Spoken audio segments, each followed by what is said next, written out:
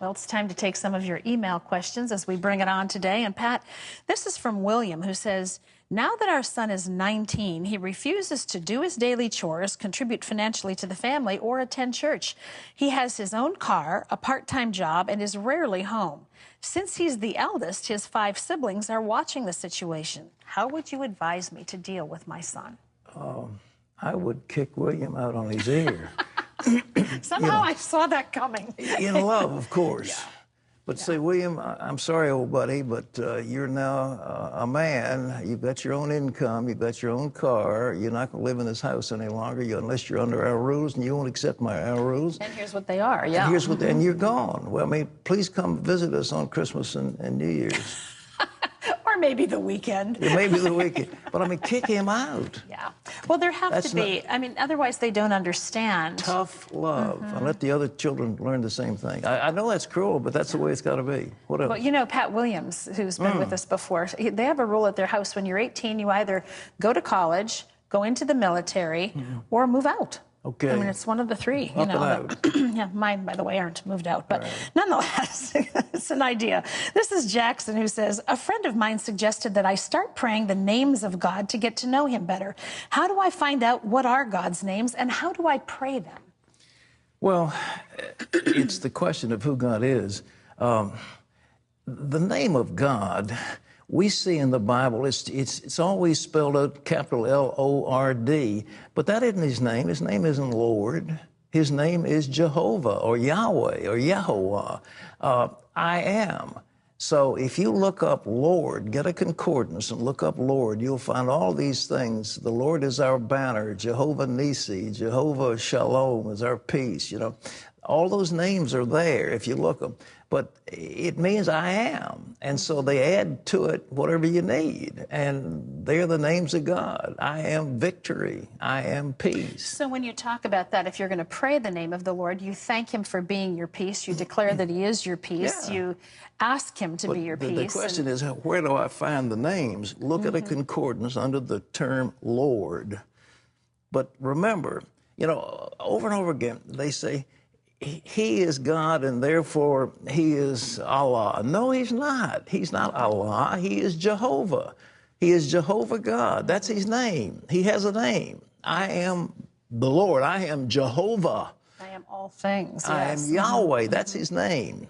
You know, Yehovah, they put the vowels in. It's 4 Hebrew consonants. They added the vowels of Elohim to get Jehovah. But that's who he is. Okay. Okay, this is George, who says, someone told me that if I'm saved, my name is written in something called the Lamb's Book of Life. Would you explain to me what that means? Well, it's as if God has the names of those who are going to heaven. They're written down. You know, my name is in the Lamb's Book of Life. But it's a figurative term. I don't think there's actually a great big book up in heaven that's inscribed. I mean, certainly not with computers, what we've got now. I mean, they've got a much better computer in heaven. So your name is included, but it isn't necessarily there wasn't some old bearded scribe writing your name down in some book. Right. This is Kathy, who says, because of cost issues, my dad has planned to be cremated after he dies. I'm very uncomfortable with this, but he says it's his decision, not mine. Is it wrong to be cremated?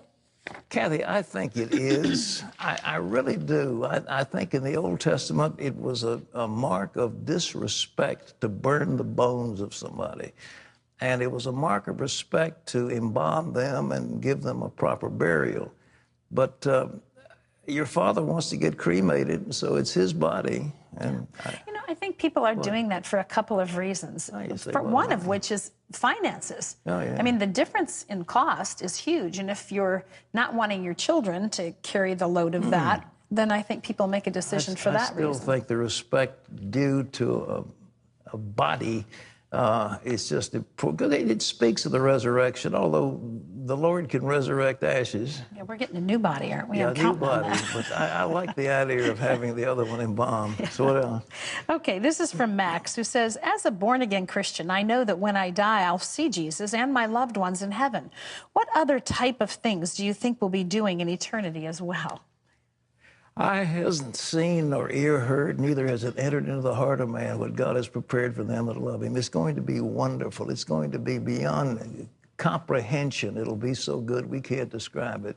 But we will be living in the ecstasy where there's no longer any time. There's no time. There's no passage of time. And so it'll be eternal ecstasy all the time.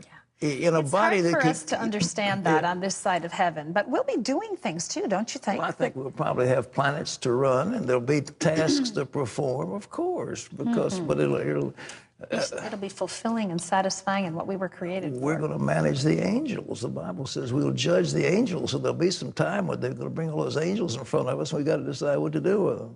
How about that? You can be in charge of that one. Sure.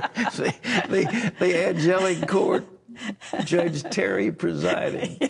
Okay. Well, thanks for those questions. We really appreciate hearing from you, and I take them very, very seriously.